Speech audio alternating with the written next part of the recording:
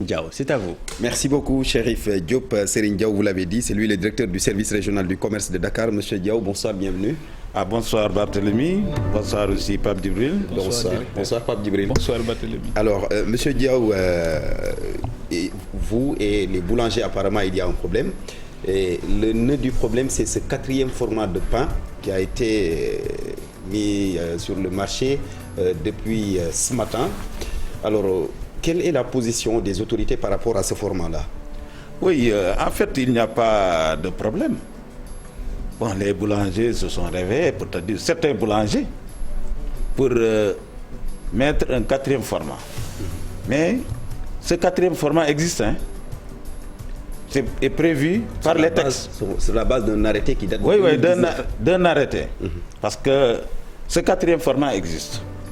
Ce 4e format est prévu par les arrêtés 24 749 du 14 octobre 2019 et 50-28 du 3 février 2020 qui autorisent la fabrication de ce format.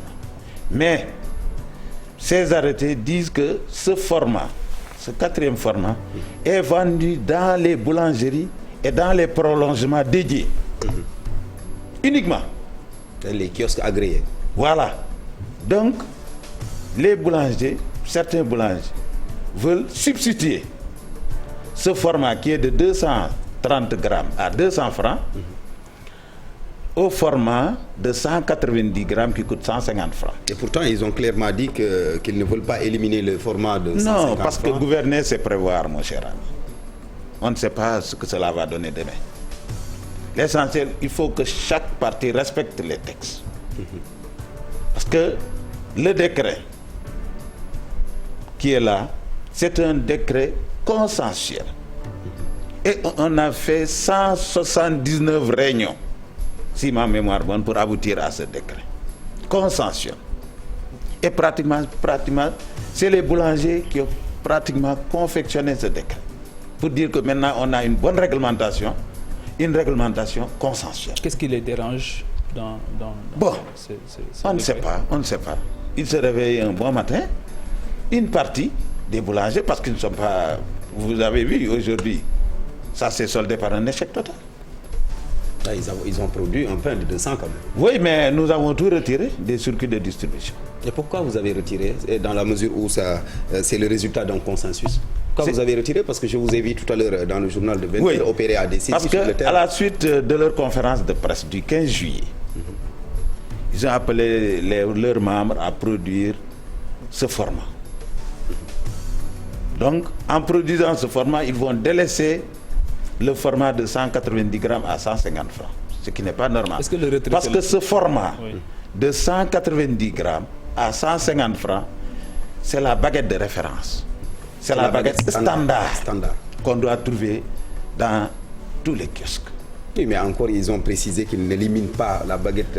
Non, je vous l'ai dit, parce que, quand je vous l'ai dit tout tantôt, gouverner, c'est prévoir. Est-ce que l'État aujourd'hui n'a pas une autre solution que ce retrait de ce produit qui a été mis sur le marché? Est-ce qu'il ne faudrait pas envisager de régler définitivement le problème au lieu de le déplacer? Oui, vous savez que moi j'étais là en 2005. Les boulangers avaient décidé aussi de produire cette baguette de 200 francs. Mais ça s'est arrêté en un jour. Ils ont produit le matin, nous avons retiré et ça s'est arrêté là. Donc c'est la seule solution. Je reviens encore à 2021. Bon, cette fois-ci, cette baguette est autorisée, bien entendu par arrêté. Mais est-ce qu'il ne fallait pas, directeur, les laisser produire cette baguette, gérer la commercialisation, dans la mesure où les boulangers, eux, soutiennent qu'ils sont à genoux, financièrement parlant, et durant même la Covid, avec l'aide du chef de l'État, ils n'ont rien reçu. Donc c'est une baguette à la limite qui vient peut-être voilà, pour relancer le secteur. Parce que ce sont des industriels aussi. Ceux qui sont à genoux, c'est les boulangers qui ne veulent pas appliquer la réglementation. Je vous assure, j'étais en tournée nationale avec ces boulangers, avec le président du FNBS et le président du RBS. Nous avons fait les 14 régions du Sénégal. Pour aboutir à quoi? Pour vulgariser et sensibiliser sur la réglementation. eux, dans leur communiqué de presse, ils ont dit que c'est une bonne réglementation. Je vous le passe, vous allez lire. Et malheureusement, il y a des boulangers qui ne respectent pas cette réglementation. Voilà. Maintenant, il y a des boulangers depuis. C'est ça le Sénégal, hein, c'est ça le Sénégal. Chaque fois que vous produisez un bon texte, il y a certains qui vont à l'encontre de ce texte. Les boulangers, même le président de la Fédération nationale des boulangers, le président du regroupement des boulangers du Sénégal, était avec moi dans la tournée. Et ils ont affirmé que c'est une bonne législation. Dans leur conférence de presse, ils ont félicité le président de la République. Ils ont ensuite félicité le ministre du Commerce. Ce qui est paradoxal. Est-ce que vous avez essayé de comprendre leurs préoccupations? Moi, je discute avec ces présidents tous les jours. Même aujourd'hui, l'après-midi, j'ai reçu le président du FNS. C'est quoi leur position par rapport à la situation? Voilà. Peut-être ils ont des problèmes internes, pas avec nous. Ils n'ont pas de problème avec le département du commerce. Parce que le ministre a créé un cadre de concertation et de dialogue. Nous nous retrouvons chaque mercredi soir au Diamniadio. Le problème fondamental... Ils sont assis devant le ministre. Mais directeur, le problème fondamental des boulangers est qu'il faut le reconnaître aussi, ils traversent une crise. Ce sont des employeurs, c'est des industriels qui emploient beaucoup de jeunes. Ils traversent une crise. La preuve, beaucoup de boulangeries sont fermées. Non, quand même. Combien de boulangeries? Parce que les boulangeries fermées... Il y a plus de 10. Non, Dans le ça c'est des problèmes avec les impôts. Une trentaine à Dakar. Avec les impôts. C'est pas avec nous. C'est avec la patente. Mais vous êtes leur tutelle, vous devez être... Oui. C'est pourquoi le ministre a créé toutes les conditions pour que les boulangers tirent leur épingle. Qu'est-ce que le ministre fait dans ce sens? Actuellement, le ministre a même négocié avec la DER/FJ. Vous savez que ces boulangers ne sont pas éligibles. Parce que la DER, c'est pour les femmes et les jeunes. Mais le ministre a fait pour trouver une ligne de crédit pour les financer. À hauteur de combien? À hauteur de combien? Donc, non, ça dépend des dossiers qui ont été déposés. Parce qu'on a plus de 400 dossiers. Mais est-ce que les fermer des boulangers ou les laisser fermer, est-ce que ce n'est pas contradictoire avec la volonté du chef de l'État? Non. L'emploi. Une bonne réglementation suppose l'ouverture de boulangeries. Parce que nous sommes là pour préserver aussi les emplois. C'est ça qui nous intéresse, mais pas pour fermer la boulangerie. Mais est-ce qu'à l'épreuve du temps... Parce qu'il y a, auparavant, il y avait une réglementation, on pouvait ouvrir n'importe où. Ces boulangers se sont réveillés pour dire qu'ils ne se retrouvent plus. Parce que chaque coin de rue, il y a une boulangerie. Est-ce qu'à l'épreuve du temps et du Covid que nous sommes en train de vivre, que nous avons traversé, est-ce que dans la mise en œuvre de cette réglementation, ils ne se sont pas rendus compte que ce n'était pas une bonne réglementation par rapport aux préoccupations qu'ils ont? Vous appelez les deux présidents, ils vont vous dire que c'est une bonne réglementation. Ils l'ont avoué, même cet après-midi et ce matin. Je peux passer les audios. Leur conférence de presse est là. Il n'y a pas de problème. Donc, c'est une bonne législation. Mais pourquoi alors l'application? C'est dans l'application qu'il y a un problème. Pourquoi ça cause problème? Mais si vous lisez, je vous ai dit qu'ils ont félicité le président et le ministre du Commerce. Maintenant, ils ont interpellé le comité technique de suivi du secteur de la boulangerie. Pour dire que dans certaines régions, ce comité ne fonctionne pas normalement. Et ils ont invité aussi les forces de sécurité, police, gendarmerie et autres structures techniques à jouer leur partition. Parce que vous savez que les boulangers ont dépouillé pratiquement le département du commerce de beaucoup de prérogatives. Parce qu'ils croyaient qu'en donnant au département du commerce les prérogatives, on va fermer presque chaque jour les boulangers. Parce qu'ils considèrent que peut-être nous sommes un peu répressifs. Donc ils ont réglé le problème en créant un comité technique géré par le gouverneur. Pour ouvrir une boulangerie, il faut passer par le gouverneur. Vous déposez votre dossier. Le gouverneur transmet les dossiers aux différents services techniques. L'environnement, les sapeurs-pompiers, services d'hygiène, le commerce, cadastre, urbanisme. Et ces services vont sur le terrain pour inspecter d'abord le lieu d'implantation. D'abord, il faut 500 mètres entre boulangeries. C'est une législation. C'est pratiquement une législation comme la pharmacie. Et c'est une bonne législation. Parce que ça permet, au moins sur 500 mètres, vous avez votre rayon, vous pouvez travailler tranquillement, vous avez aussi vos points de vente. Mais ce qu'on ne dit pas, ces boulangers n'ont même pas de kiosque, ni de véhicule. Même avec l'argent qu'on leur donne, l'argent de la DER, on ne sait pas où passe cet argent. Ah, mais qui doit faire la police? Alors que... Ça aussi, c'est votre responsabilité. Non. C'est vous qui devez inspecter. C'est leur argent. Mais où est l'inspection?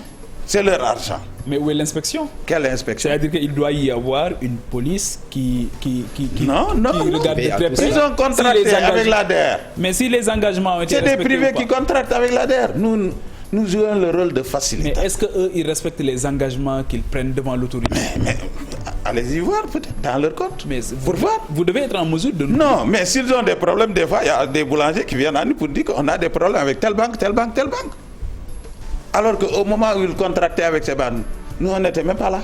C'est parce que la production du pain de 150 peut-être n'est pas rentable au point qu'ils puissent Non. des bénéfices. J'ai vu des boulangers qui font 14 sacs par jour. Pour être rentable, il faut produire au minimum 5 sacs par jour. Non, mais parfois, ils se retrouvent avec des invendus, directeur. Mais c'est normal, c'est le commerce. Mais si je vous dis qu'il y a des boulangers, le pain qui coûte 150, il y a des boulangers qui vendent ça à 125 francs. Et c'est entre boulangers, ils s'entretuent. Tu fais ton pain à 150 francs, l'autre fait à 125, l'autre à 110, l'autre à 115, l'autre à 130. Le même Pourquoi? Le même poids. Le même poids. Un pain qui doit coûter 150 francs. Ils s'entretuent. Oui. Où est le régulateur? Qui est le régulateur? Mais moi, si on vend un pain qui doit coûter 150 à un consommateur à 125 francs, mais tant mieux.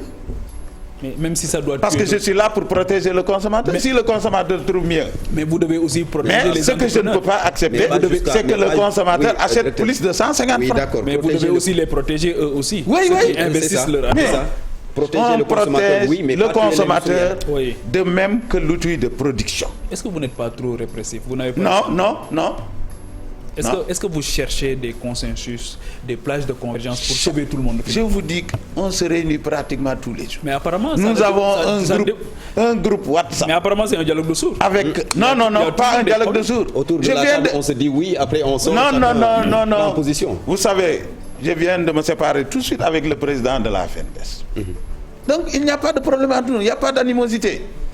Ce matin, ce porte-parole était l'invité de RFM, matin. Je l'ai vu, Joseph. Est-ce qu'il parle le même langage avec la base?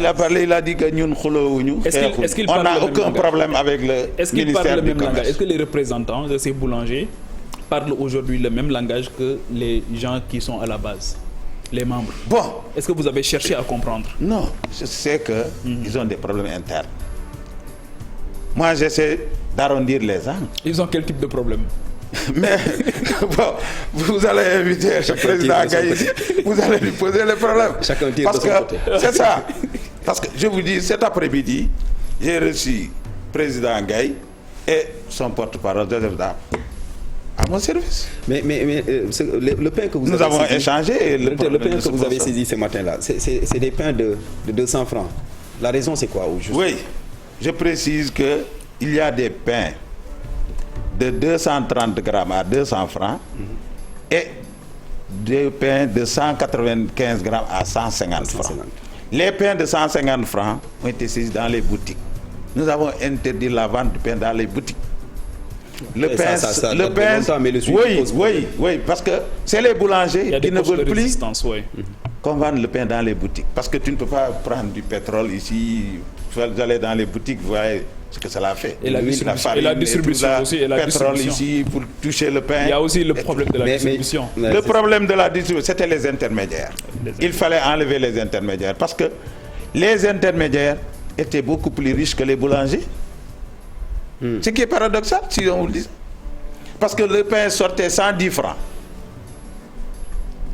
L'intermédiaire donnait ça à 130, 135 francs au kiosque.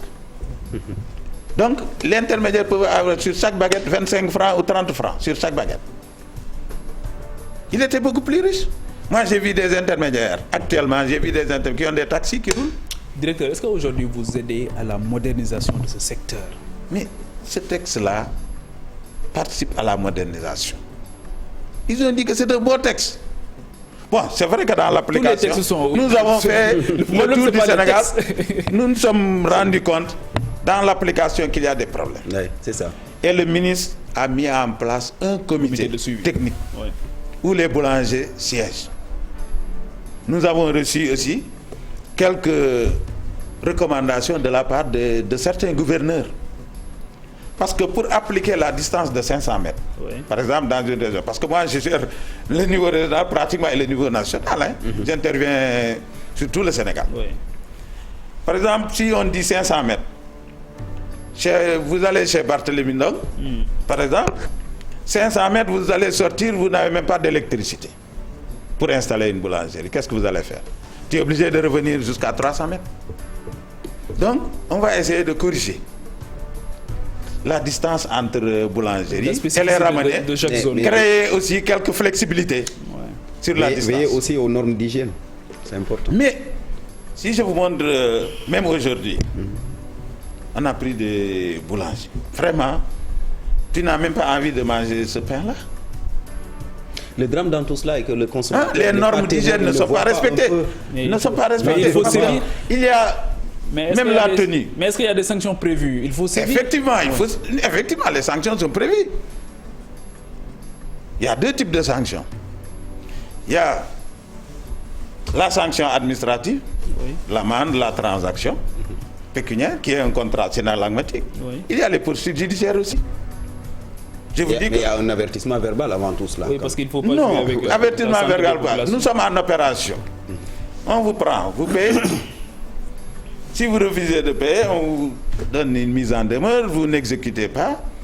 On fait un dossier pour le tribunal. Est-ce qu'aujourd'hui aussi le secteur de la boulangerie, à l'instar de beaucoup d'autres secteurs, est-ce que c'est un secteur qu'il faut assainir? Est-ce qu'aujourd'hui on y retrouve des gens qui sont entrés par infraction et qui aujourd'hui peut-être n'arrivent pas à respecter les normes? Je vous dis, Pape Djibril, tout le monde veut être boulanger dans ce pays. Tout le monde veut être boulanger. Veut ou peut? Tout le monde veut être boulanger.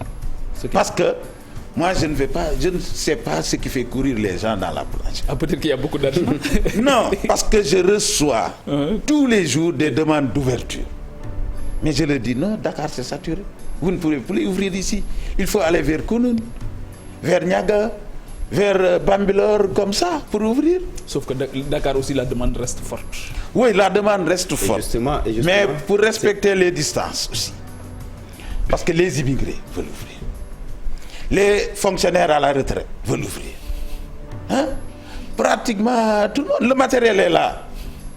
C'est un marché bien prisé. Oui, c'est un marché bien prisé. Je ne comprends pas. Moi-même, j'ai envie, après ma retraite, d'ouvrir une boulangerie. Mais directeur, par rapport à la vente du pain au niveau des boutiques, c'est vrai, vous vous battez depuis lors pour que ça cesse, mais est-ce que ça ne risque pas de causer problème?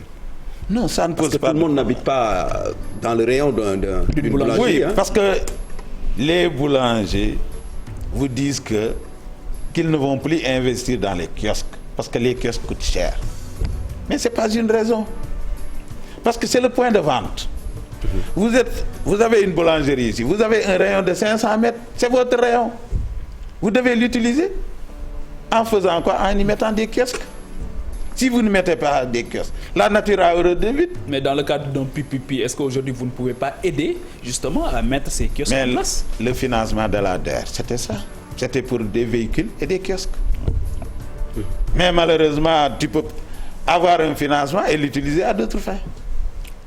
Mais s'il y a le contrôle, de toutes les façons, s'il y a le contrôle, c'est pas possible. Non, de toutes les façons, il faut payer. Les engagements, mais s'il y a des engagements initiaux qui ont été pris pour affecter cet argent, cette manne financière à des kiosques et à des véhicules, le contrôle aussi doit y veiller. Mais il y a certains boulangers qui ont bien investi. Je peux vous donner des cas. Je peux donner des cas. Mais le Sénégalais, vous connaissez le Sénégalais, comme moi. Mais est-ce qu'aujourd'hui, est-ce qu'on peut aller envisager un dénouement? Non, il n'y a aucun problème. Il n'y a pas parce qu'ils n'ont pas de problème avec le département du commerce. Les boulangers disent que vous, les autorités, vous voulez les mettre en mal avec les consommateurs. Les populations. Non, c'est le langage. Il faut demander aux consommateurs. Parce que, je vous dis, les boulangers, ce qu'ils veulent, c'est la hausse du prix du pain. Ce qui est inacceptable. Parce que depuis août 2020, l'État a procédé à des subventions. Je l'ai rappelé ici, à Dakarlo aussi, je l'ai rappelé. Parce que l'État a pratiquement subventionné le prix du blé pour maintenir non seulement le prix de la farine pour les industriels, mais aussi le prix du pain. Parce que l'État a joué sur 2 leviers. Sur les droits de douane, ensuite sur la TVA. La TVA était à 18%. L'État l'a ramené à 6%. Donc pour aider le secteur. D'accord. Donc de façon résumée, il n'y a pas de problème entre le ministère et vous appelez les 2 présidents, ils vont vous dire qu'ils n'ont pas de problème. Parce qu'à 18h, nous étions ensemble. D'accord. Ouais. Merci beaucoup, directeur. Merci. Merci, Pape Djibril. Merci beaucoup. Merci Serigne Diaw. Merci beaucoup, directeur du service régional du commerce de Dakar. Mesdames, Messieurs, merci à vous. C'était Soir d'Info. Rendez-vous demain.